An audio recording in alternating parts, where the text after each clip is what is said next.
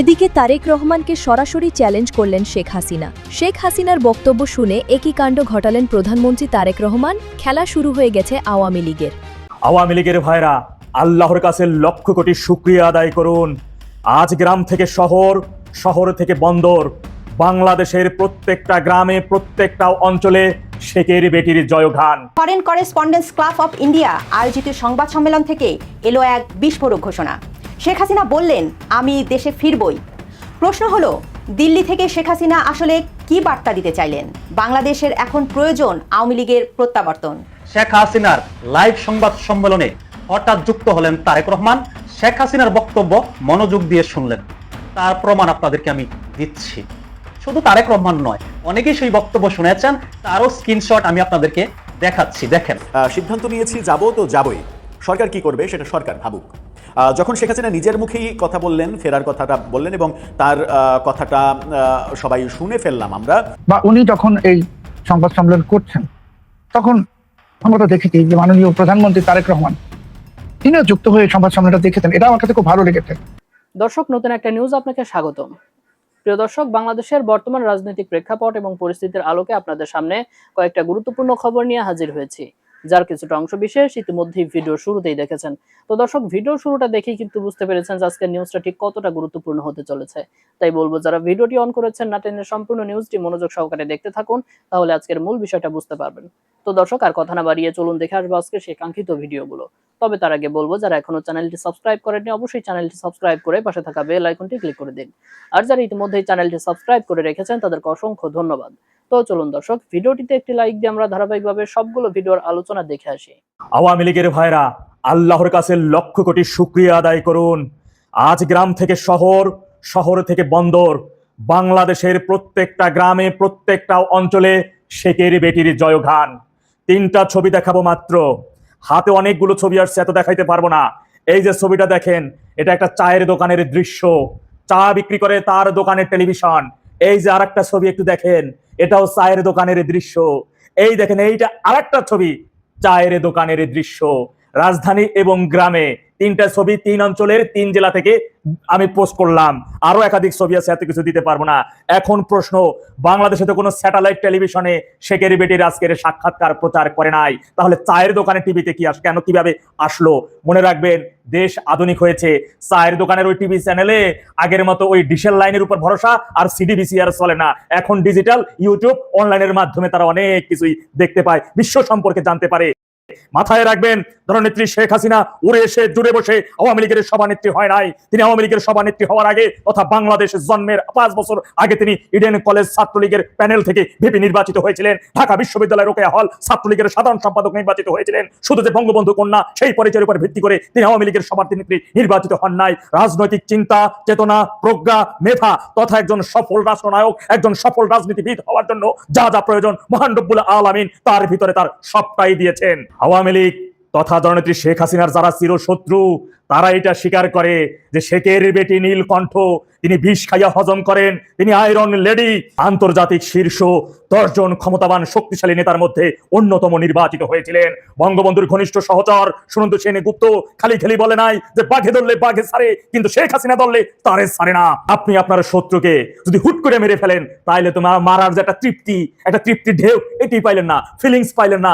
Devil ইনুসের সময় জননেত্রী শেখ হাসিনা অডিও কনফারেন্সের মাধ্যমে একটা সাক্ষাৎকার দিয়েছিলেন। আর গত 2 বছরের মধ্যে এই প্রথম গণমাধ্যমের সামনে এসে সরাসরি শুধু চেহারা দেখান নাই, সাংবাদিকদের সরাসরি প্রশ্নের উত্তর দিয়েছেন। বিশ্বের 254টা আন্তর্জাতিক মিডিয়া তার সেটি কভার করেছে। রয়টার্সের মতন আন্তর্জাতিক শক্তিশালী মিডিয়া পর্যন্ত লাইভ ব্রডকাস্ট করেছে। আওয়ামী লীগের অফিসিয়াল ফেসবুক পেজ, ছাত্রলীগের অফিসিয়াল ফেসবুক পেজ, সতীপদের জয় সাহেবের অফিসিয়াল ফেসবুক পেজ সহ আওয়ামী লীগ সংশ্লিষ্ট সকল পেজ থেকে সেটি লাইভ ব্রডকাস্ট হয়েছে। এই প্রথম বাংলাদেশের ইতিহাসে বাংলাদেশের কোন রাষ্ট্রনায়কের সরাসরি লাইভ প্রোগ্রাম 44 কোটি মানুষ একযোগে দেখেছেন। এখন প্রশ্ন, বাংলাদেশে তো সর্বসাকল্যে 22 কোটি জনগণ, তাহলে বাকি 22 কোটি কোথা থেকে আসলো? আর মেয়া বাকি 22 শুধুই কি জনগণ বাংলাদেশে বসবাস করে, অন্য কোনো দেশে কি জনগণ নাই? অনেকে প্রশ্ন করতে পারেন, ডেভিল ইনুসের সময় তিনি প্রথমে অডিও সাক্ষাৎকার দিলেন, তাহলে এবারে তিনি অডিও কলের মাধ্যমে সরাসরি কনফারেন্সে যুক্ত হলেন এবং সাংবাদিকদের প্রশ্নের উত্তর দিলেন, তাহলে চেহারা কেন দেখাইলেন না? আরে ভাই, এখানেই তো আসল রাজনীতি। আপনি দৌড়ানি দিয়া, ভয় দিয়া, আতঙ্কিত কইরা শত্রুদেরকে যত ভয় দেখাইয়া তাদের ভ্যানিশ করবেন, তত আপনার তৃপ্তির ঢেউ। দেখেন নাই ফেসিস্ট তারেক সরকার সহ বাংলাদেশের সকল গণমাধ্যমের টেটু চাইপা ধরছে যে শেখ হাসিনার এই লাইভ যদি কেউ ব্রডকাস্ট করে তাহলে তাদের বিরুদ্ধে ব্যবস্থা নেওয়া হবে। অন্যদিকে ফেসিস্ট তারেক নিজেই সুপিসারে সেই লাইভ প্রোগ্রামে এসে অ্যাটেন্ড হয়েছে, তিনি শুনতেছেন কি বলতাছে, কি হুঙ্কার দিতেছে। এই যে আমি একটা পানি দেখাইছি, এই পানিটা আপনি খুব তাড়াহুড়া করে খাবেন, দেখবেন মজা পাবেন না। এই পানির মধ্যে কি স্বাদ, একটু আস্তে ধীরে ধীরে খাইয়ে দেখেন কি স্বাদ।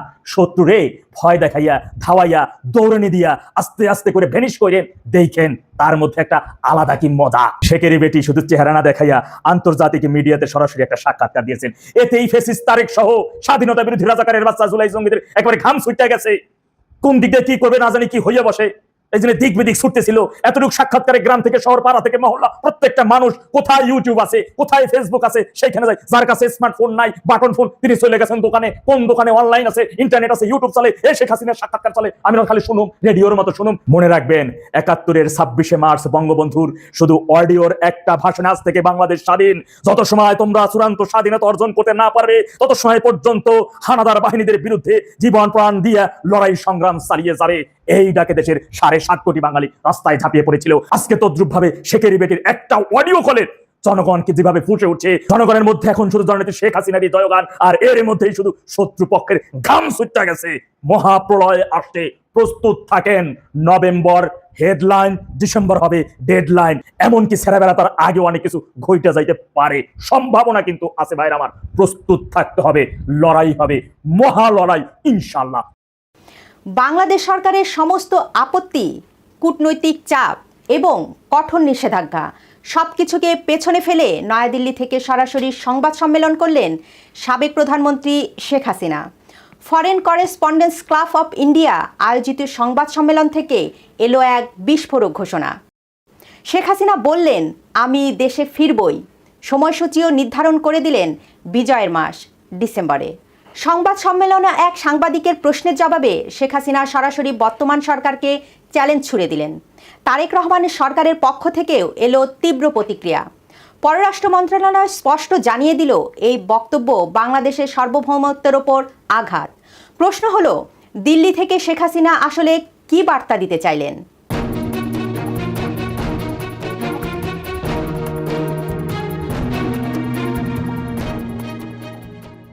ঘটনার সূত্রপাত কয়েকদিন আগেই। দিল্লির ফরেন করেসপন্ডেন্স ক্লাবে শেখ হাসিনার এই কর্মসূচি নিয়ে তারেক রহমান সরকারের পক্ষ থেকে ক্রমাগত আপত্তি জানানো হয়েছিল। বিএনপি সরকারের স্পষ্ট অনুরোধ ছিল শেখ হাসিনাকে যেন কোনো রাজনৈতিক বক্তব্য দেওয়ার সুযোগ না দেওয়া হয়। এমনকি এই বক্তব্য সংবাদ মাধ্যম বা সোশ্যাল মিডিয়ায় প্রচার না করার নির্দেশ দেওয়া হয়। কিন্তু নয়াদিল্লি অবস্থান নেয় সম্পূর্ণ ভিন্ন। ভারত সরকারের পক্ষ থেকে স্পষ্ট জানিয়ে দেওয়া হয়, এই অনুষ্ঠানে শেখ হাসিনার উপস্থিতিতে তাদের কোনো আপত্তি নেই। এর মধ্য দিয়ে একটি বিষয় পরিষ্কার, শেখ হাসিনাকে রাজনৈতিক বক্তব্য দেওয়ার জন্য একটি বড় আন্তর্জাতিক মঞ্চ ব্যবহারের সুযোগ করে দিয়েছে ভারত। আর এই সিদ্ধান্ত স্বাভাবিকভাবেই ঢাকা ও দিল্লির মধ্যে নতুন করে উত্তাপ ছড়িয়েছে। সংবাদ সম্মেলনে শেখ হাসিনা নিজেকে কেবল 5 বারের সাবেক প্রধানমন্ত্রী হিসাবে উপস্থাপন করেননি। তিনি জোর দিয়ে বলেন, তিনি জাতির পিতা বঙ্গবন্ধু শেখ মুজিবুর রহমানের কন্যা। তার মূল বক্তব্যের বড় অংশ জুড়ে ছিল 24 জুলাই ও আগস্ট মাসের ঘটনাবলী। বিশ্বজুড়ে প্রচারিত শান্তিপূর্ণ ছাত্র আন্দোলনের তথ্যটি তিনি সরাসরি মিথ্যা বলে দাবি করেন। শেখ হাসিনার মতে 2018 সালে তার সরকারই কোটা বাতিল করে। 2024 সালে আদালত তা পুনর্বহাল করলে সরকার আপিল করে। তিনি শিক্ষার্থীদের আলোচনার জন্য গণভবনে আহ্বান জানান, কিন্তু আন্দোলনকে সুনির্দিষ্ট চক্রান্তের মাধ্যমে সহিংস রূপ দেওয়া হয়। তিনি অভিযোগ করেন, যখনই আলোচনায় অগ্রগতি হতো তখনই কোনো এক অদৃশ্য শক্তি থেকে নতুন নির্দেশনা আসতো। তার ভাষ্য অনুযায়ী এটি কেবল কোটা আন্দোলন ছিল না, এটি ছিল ক্ষমতার পালাবদলের জন্য পরিকল্পিত সহিংসতা। সংবাদ সম্মেলনে শেখ হাসিনা একের পর এক ক্ষতিগ্রস্ত রাষ্ট্রীয় প্রতিষ্ঠানের তালিকা তুলে ধরেন। তার দাবি অনুযায়ী দেশ জুড়ে প্রায় 460টি থানা ও পুলিশ ফাঁড়িতে অগ্নিসংযোগ করা হয়। অন্তত 3000 পুলিশ সদস্য হামলা, নির্যাতন ও সহিংসতার শিকার হন। তিনি প্রশ্ন তোলেন, এমন পরিস্থিতিতে আইন শৃঙ্খলা রক্ষাকারী বাহিনীর দায়িত্ব কী ছিল? রাষ্ট্রের সম্পদ ও নাগরিকদের জীবন রক্ষায় পুলিশ তাদের আইনি দায়িত্ব পালন করেছে বলে তিনি দাবি করেন। শেখ হাসিনা বলেন, সত্য উদ্ঘাটনে তিনি বিচার বিভাগীয় তদন্ত কমিশন গঠন করেছিলেন, কিন্তু পরবর্তীতে অন্তর্বর্তী সরকার সেই তদন্ত বন্ধ করে দেয়, যাতে প্রকৃত সত্য ঢাকা পড়ে থাকে। গত 2 বছরের পরিস্থিতি বর্ণনা করতে গিয়ে শেখ হাসিনা বর্তমান সামাজিক ও অর্থনৈতিক কাঠামোর এক ভয়াবহ চিত্র তুলে ধরেন। তিনি দাবি করেন, গত 2 বছরে 6,50,000 মানুষকে গ্রেপ্তার করা হয়েছে। 2,500-এর বেশি মামলায় আসামি করা হয়েছে প্রায় 4.5 লাখ আওয়ামী লীগ নেতাকর্মীকে। এর পাশাপাশি মুক্তিযুদ্ধের প্রতীক ও স্মারকগুলো পরিকল্পিতভাবে ধ্বংস করা হচ্ছে। অর্থনীতি ভঙ্গুর। এই বিশৃঙ্খলা ও অর্থনৈতিক মন্দার মূল্য এখন দিতে হচ্ছে সাধারণ মানুষকে। কিন্তু পুরো সংবাদ সম্মেলনের সবচেয়ে বড় চমক ছিল তার প্রত্যাবর্তনের ঘোষণা। সাংবাদিকদের প্রশ্নের জবাবে তিনি সরাসরি জানান, বিজয়ের মাস ডিসেম্বরে তিনি বাংলাদেশে ফিরতে চান। তিনি বলেন, বাংলাদেশের মানুষ অনেক ভুগছেন, আমি আর এটা নিতে পারছি না। বাংলাদেশের এখন প্রয়োজন আওয়ামী লীগের প্রত্যাবর্তন। দেশে ফেরার জন্য শেখ হাসিনা বিজয়ের মাসকে বেছে নেওয়ার সিদ্ধান্তটি একটি গভীর রাজনৈতিক কৌশলের অংশ। এর মাধ্যমে তিনি দেশবাসীকে নতুন আশার আলো দেখিয়েছে। একই সাথে আন্তর্জাতিক সম্প্রদায়কেও বার্তা দিলেন যে বাংলাদেশের রাজনীতিতে তিনি এখনও বড় ফ্যাক্টর। তবে এই সংবাদ সম্মেলন হজম করতে পারছে না বর্তমান বিএনপি সরকার। শেখ হাসিনার এই বক্তব্যের পর ক্ষুব্ধ প্রতিক্রিয়া জানিয়েছে তারেক রহমান সরকার। পররাষ্ট্র মন্ত্রণালয়ের বিবৃতিতে স্পষ্ট বলা হয়েছে, দিল্লিতে বসে এমন বক্তব্য প্রদান জুলাই শহীদদের প্রতি চরম অপমান এবং বাংলাদেশের অভ্যন্তরীণ বিষয়ে হস্তক্ষেপের শামিল। এই ঘটনার পর ঢাকা নয়াদিল্লি সম্পর্কের বরফ আরও জমতে পারে বলে মনে করছেন অনেকেই। বাংলাদেশের রাজনীতি এখন এক অত্যন্ত সংকটময় পরিস্থিতি অতিক্রম করছে। একদিকে শেখ হাসিনার প্রত্যাবর্তনের ঘোষণা, অন্যদিকে সরকারের কঠোর অবস্থান। শেখ হাসিনার এই বক্তব্য এবং দিল্লি থেকে তার এই রাজনৈতিক পদক্ষেপকে আপনি কিভাবে দেখছেন? কিরে রাজাকারের বাচ্চারা, কেমন আছিস তোরা? বাংলাদেশের তথাকথিত রাজনৈতিক দলগুলা তাদের যতগুলা পোষা পালিত রাজাকারের বাচ্চা আছে, শিলং সালাউদ্দিন, কসা জায়েদ, পররাষ্ট্র উপদেষ্টা, পররাষ্ট্র প্রতিমন্ত্রী, পররাষ্ট্রমন্ত্রী, এছাড়াও বিকাশ রাশেদ, বিকাশ নূর, এরকম বাংলাদেশের রাজাকারের বাচ্চারা বলেছিল না, দিল্লি ভারত সরকার শেখ হাসিনাকে কোনো প্রকার রাজনৈতিক কর্মযজ্ঞ ভারতে বসে চালাতে দেবে না। ঠিক 2 দিন পর গতকাল রণধীর জয়সওয়াল বলে দিয়েছেন, যেই প্রতিষ্ঠানের পক্ষ থেকে বঙ্গবন্ধু কন্যা শেখ হাসিনার প্রেস কনফারেন্স হবে সেটা একটা বেসরকারি প্রতিষ্ঠান, তার সাথে ভারত সরকারের কোনো সম্পর্ক নেই। সুতরাং শেখ হাসিনা বক্তব্য দেবেন কি দেবেন না, প্রেস কনফারেন্স করবেন কি করবেন না, এটা ভারত সরকারের মাথা ঘামানোর বিষয় না। ভারত সরকারের তাতে কিছু যায় আসে না। ভারত একটা গণতান্ত্রিক রাষ্ট্র।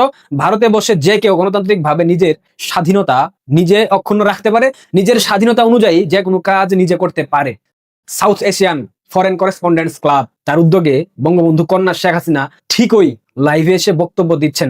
অনেক রাজাকারের বাচ্চারা বলেছিল, জুলকারনাইন সায়ের, ইভেন বাংলাদেশ আওয়ামী লীগের একটা নব্য রাজাকার জন্ম নিয়েছে, রাশেক রহমান। রাশেক রহমান, আপনি প্রথম থেকে সামাজিক যোগাযোগ মাধ্যমে অ্যাক্টিভ, তার জন্য আপনাকে নিয়ে কিছু বলি নাই, কিন্তু গতকাল আপনি শারমিন চৌধুরীর সাথে যে সাক্ষাৎকার দিয়েছেন, সেই সাক্ষাৎকারে যে ধরনের ভাষা ব্যবহার করেছেন, শব্দ চয়ন, যে ধরনের মিথ্যাচার করেছেন, আপনাকে তো ভাই বাংলাদেশের মানুষ দেখবে, আওয়ামী লীগ দেখবে। ইভেন বাপের ধনের পুদ্দারি একটা কথা আছে না, মানে বাপের সম্পদ দিয়ে সন্তান রাজকীয় ভাবসাব দেখায়, ঠিক একই রকম এই রাশেক রহমান তার বাবার কারণে আওয়ামী লীগের মনোনয়ন পেয়েছিল রংপুর থেকে। অন্যথায় তার ব্যক্তিগত যোগ্যতা কি যোগ্যতা? স্পষ্ট ভাবে, চমৎকার ভাবে, মিষ্টি ভাবে কথা বলতে পারলেই যোগ্যতা হয় না। রাশেক রহমান সাহেব অপেক্ষা করেন, অনেক কিছু দেখবেন। গতকাল সাক্ষাৎকারে বলেছেন না, শেখ হাসিনা স্ট্যান্ডবাজি করছে দিল্লিতে বসে, তিনি ডিসেম্বরে আসবেন না, শেখ হাসিনার আশেপাশে যারা আছেন তারা সব মূর্খ বোকা, তাদের মধ্যে বুদ্ধি নাই। বঙ্গবন্ধু কন্যা শেখ হাসিনা একটা রেকর্ডেড অডিও বার্তা দেবেন বলেছিলেন না, দেখবেন বঙ্গবন্ধু কন্যা কিভাবে কথা বলতেছেন। আমি যে মুহূর্তে ভিডিও রেকর্ড করতেছি ঠিক সেই মুহূর্তে বঙ্গবন্ধু কন্যা লাইভে কথা বলতেছেন, সাংবাদিকদের প্রশ্নের উত্তর দিচ্ছেন, শুনেন একটু। Journalists were killed. Law enforcement agencies came under organized attack. Police, Sepai, other officers were killed and their bodies were hung from flyover. শুধুমাত্র একটা প্ল্যাটফর্ম থেকে দেখলাম, সজীব ওয়াজেদ জয়ের যে ফেসবুক পেজ, সেখান থেকে 2 লক্ষ মানুষ লাইভ দেখতেছে। সাকিব আল হাসান উনার ফেসবুক যে অফিসিয়াল পেজ আছে সেখান থেকেও লাইভ করা হচ্ছে। বাংলাদেশ আওয়ামী লীগের ফেসবুক পেজ থেকে লাইভ হচ্ছে। দিল্লি ফরেন করেসপন্ডেন্ট ক্লাবের ফেসবুক পেজ থেকে লাইভ করা হচ্ছে। ইভেন রয়টার্স এর মতো গণমাধ্যম এই সংবাদ সম্মেলন লাইভ করতেছে। এটা দেখার পর আমার একটা কথা মনে পড়তেছে, রাজাকারের বাচ্চারা সবাই স্লোগান দাও, এই তোরা কে কোথায়, রাজুতে আয়। রয়টার্স শেখ হাসিনার বক্তব্য প্রচার করছে, রয়টার্স এর অফিস ভাঙচুর করতে হবে। কি রাজাকারের বাচ্চারা স্লোগান দাও, রয়টার্স প্রকাশ করতেছে লাইভ। শুধু রয়টার্স না, ভারতবর্ষের একাধিক আন্তর্জাতিক মানের গণমাধ্যম এই লাইভ সম্প্রচার করছে। শুধুমাত্র ভারতবর্ষের, জি না, দক্ষিণ এশিয়ার একাধিক গণমাধ্যম এই লাইভ সম্প্রচার করছে। অনেক চিল্লাপাল্লা করেছিল তোমরা শেখ হাসিনার 5 আগস্টের প্রোগ্রামকে তোমরা ধূলিসাৎ করবা, তোমরা এটাকে স্প্রেড হতে বাধা দিবা, পেরেছো? পারো নাই তো। তোমাদের কি জুলাই ফলাই ছিল না আজকে 5 আগস্ট উপলক্ষে? কি দিবস টিবস পালন করলা? কি জুলাই জাদুঘর না কি যেন একটা উদ্বোধন করলা? সেখানে গিয়ে দেখলাম 2 পক্ষের হাতাহাতি হয়েছে, আবার দেখলাম জুলাইয়ের ঘোষক নাকি তারেক। এবার বুঝছো তো জুলাই সন্ত্রাসীরা বিএনপি কিভাবে স্বাধীনতার ঘোষককে জোর করে তাদের কাছে নিয়ে যায়। বঙ্গবন্ধুর পক্ষে স্বাধীনতার ঘোষণাপত্র পাঠ করে জিয়া হয়ে যায় স্বাধীনতার ঘোষক। ঠিক একই রকম 5 আগস্টের সময় দেখলাম নাহিদ ইসলাম, আসিফ মাহমুদ সজীব ভুইয়ারা 1 দফার ঘোষণাপত্র পাঠ করলো, 1 দফার ঘোষণা দিল। এখন নতুন ভাবে শুনতে পাচ্ছি তারেক রহমান নাকি এই জুলাই আন্দোলনের, জুলাই সংগ্রামের 5 আগস্টের স্বাধীনতার ঘোষক ছিল। ভাবে ছিল চুরি করে 1971-এর স্বাধীনতার ঘোষক, এখন দ্বিতীয় স্বাধীনতা তারা যেটা বলে সেটার ঘোষক হয়ে গেল তারেক। জুলাই ভোগে নাহিদ ইসলাম, আসিফ মাহমুদ সজীব ভুইয়া, কেমন লাগে? এবার বুঝছো তো বিএনপি কিভাবে স্বাধীনতার ঘোষণা চুরি করে জিয়ার নামে চালিয়ে দেয়। যেখানে সংবিধান বলতেছে স্বাধীনতার ঘোষক বঙ্গবন্ধু শেখ মুজিবুর রহমান, সেখানে বিএনপি বারবার বলে স্বাধীনতার ঘোষক শহীদ জিয়া। তাহলে সংবিধান ভায়োলেট করা হয় না? যদি এই সংবিধানের অধীনে শপথ নিয়ে থাকে, তাহলে সংবিধানে যেটা লেখা আছে সেটা যখন ব্যত্যয় ঘটিয়ে অন্য কাউকে ঘোষক দাবি করা হয়, তখন কিন্তু সংবিধানকে অবমাননা করা হয়, তখন কিন্তু সংবিধানকে অসম্মান করা হয়। এটা কিন্তু রাষ্ট্রদ্রোহ অপরাধ। এখন এটা নিয়ে যদি কেউ কথা বলতে যায়, তাকে বলা হবে ফেসিস্টের দোসর, স্বৈরাচারের দোসর। মানে কি একটা মেসাকার অবস্থা। পারছো বাংলাদেশ আওয়ামী লীগকে অপ্রাসঙ্গিক করতে, পারছো বঙ্গবন্ধু কন্যা শেখ হাসিনাকে অপ্রাসঙ্গিক করতে। বাংলাদেশের কোন গণমাধ্যমের লাইভ সম্প্রচার করার দরকার নাই। বাংলাদেশের গণমাধ্যম যে দালাল এটা পুরো বিশ্ব জানে। সুতরাং রয়টার্সের মতো আন্তর্জাতিক গণমাধ্যম যখন এই প্রেস কনফারেন্স লাইভ টেলিকাস্ট করে, তখন তোমাদেরকে বুঝে নিতে হবে ডাল মে কুছ কালা হ্যায় না, তখন বুঝে নিতে হবে দক্ষিণ এশিয়ার রাজনৈতিক প্রেক্ষাপট, দক্ষিণ এশিয়ার রাজনৈতিক সিস্টেম পরিবর্তন হচ্ছে। লাস্ট ভিডিওতে বলেছি তারেককে বলি দিয়েছে মার্কিন যুক্তরাষ্ট্র এবং ভারত। এটা আবারও বলতেছি, তারেককে বলি দিয়েছে মার্কিন যুক্তরাষ্ট্র এবং ভারত। তারেকের খেলা শেষ, তারেক বলির পাঠা। বোঝা গেল? পুরো আন্তর্জাতিক মিডিয়া লাইভ করতেছে, পুরো আন্তর্জাতিক মিডিয়া। প্রিয় দর্শক, ভালো থাকেন। লাইভে কি ধরনের কথা হয়, বঙ্গবন্ধু কন্যা কি ধরনের দিক নির্দেশনা দেন, তিনি কি ধরনের কথা বলেন, তিনি কি কি বিষয় নিয়ে কথা বলেন, বিস্তারিত নিয়ে ভিডিও আসবে, নেক্সট ভিডিও। তিনি যেভাবে বলেছেন যে আমি 81 সালে ফেরত এসেছি, 81-তে আমাকে জেলে না নিল, 83-তে আমাকে জেলে নেওয়া হয়েছে এবং তারপর আমি বিভিন্ন সময় কারাগারে ছিলাম। সুতরাং বর্তমানে যে বিএনপি সরকার যেটা আছে, তারা কি করবেন না করবেন সেটা শেখ হাসিনা ভাবছে না, এবং সেটা যদি তিনি না ভেবে থাকেন, তিনি যে কথাটা বলতে চাচ্ছে আমার যা হবার হোক, আমি বাংলাদেশে ফিরবো। গোটা এই প্রেস মিট যেটা আসলে সাধারণ মানুষের কৌতূহল এবং আগ্রহের জায়গা হওয়ার কথা ছিল না, কিন্তু যেভাবে দর্শক আমরা দেখলাম অনলাইনে হয়েছে, এবং এটা আগামী কয়েকদিন আরো বাড়বে, কারণ অনেকেই দেখতে পারে না। আমার মতো লোক যারা কামলা দিয়ে খায়, বিদেশের মাটিতে চাকরি বাকরি করে, আমরা তার অফিস ফেলে দিয়ে দেখতে পারি না, তারা দেখছেন এবং আগামী 2-3 দিন এরা দেখবেন। সবকিছু মিলে মনে হচ্ছে যে শেখ হাসিনার পর্ব শেষ, আওয়ামী লীগের পর্ব শেষ বলে যারা আশা করছিলেন, যারা বিশ্বাস করছিলেন এবং যারা পরস্পরকে সান্ত্বনা দিচ্ছিলেন, তারা সকলেই এখন তাদের কপালে একটু ভাঁজ পড়বে, তারা ভুরু কুচকাবেন এবং তারা টেনশনে পড়বেন। কারণ 2 কোটি মানুষ যদি শেখ হাসিনার এই আলোচিত প্রেস কনফারেন্সটি প্রথম দিনই দেখে থাকেন, এর মানে হচ্ছে শেখ হাসিনার প্রতি, আওয়ামী লীগের প্রতি এবং আওয়ামী লীগ কি করতে চায়, শেখ হাসিনা কি করতে চান, এটার প্রতি মানুষের আগ্রহ, কৌতূহল এবং উৎসুক দৃষ্টিভঙ্গি সবসময় বজায় ছিল, বজায় আছে, এবং এটা যতক্ষণ থাকবে ততক্ষণ একটা লিডারের রাজনীতি থাকবে, একটা দলের রাজনীতি থাকবে। সুতরাং আওয়ামী লীগের রাজনীতি, শেখ হাসিনার রাজনীতি আগামীতে তো দুর্বল হচ্ছেই না, আরো বেশি স্ট্রং হবে বলেই একটা সিগন্যাল এই প্রেস কনফারেন্স থেকে পাওয়া গেল। দেখা যাক শেখ হাসিনা ডিসেম্বর বা তার আগে যদি ফিরে আসেন, তখন বাংলাদেশের রাজনীতি কি পরিমাণ উত্তাল হয়। বাংলাদেশের এই মুহূর্তে যে রাজনীতি আছে, সেই রাজনীতি একেবারে উলটপালট হয়ে যাবে। এবং আমি দেখলাম যে অনেকেই, ইনক্লুডিং আমাদের নজরুল ইসলাম স্যার, আপনারা চিনবেন হয়তো, আসিফ নজরুল নামে, তিনি বলছেন আবার রাস্তায় নামবো। সো এরাও রাস্তায় নামবে এবং পরের বার কি হয় না হয় সেটা আসলেও যতক্ষণ ঘটবে না ততক্ষণ বলা বেশ মুশকিল। বাংলাদেশের রাজনীতির উত্থান পতন যাই হয়ে থাকুক, শেখ হাসিনা তার ভাষাভঙ্গি দিয়ে, মুখে না বললেও ভাষাভঙ্গি দিয়ে আজকে যেটা বললেন যে তিনি আনস্টপেবল, এবং আওয়ামী লীগ ফিরে আসার সর্বাত্মক চেষ্টা তারা করবেই। বাংলাদেশের রাজনীতি কোথায় যায় সেটা দেখার জন্য তাই আমাকে আপনাকে আরো কিছুদিন অপেক্ষা করতে হবে। দর্শক, আমি আশা করছি সবগুলো ভিডিওই আপনি মনোযোগ সহকারে দেখেছেন। সেই সাথে দর্শক, এই ভিডিওগুলো সম্পর্কিত যদি কোনো তথ্য বা মতামত থাকে, তাহলে তো অবশ্যই কমেন্ট করে জানিয়ে দিন। এতক্ষণ সাথে থাকার জন্য ধন্যবাদ। নিউজটি শেষ করছে এখানেই, ফিরছে আগামী ভিডিওতে নতুন কোনো টপিক নিয়ে। আল্লাহ হাফেজ।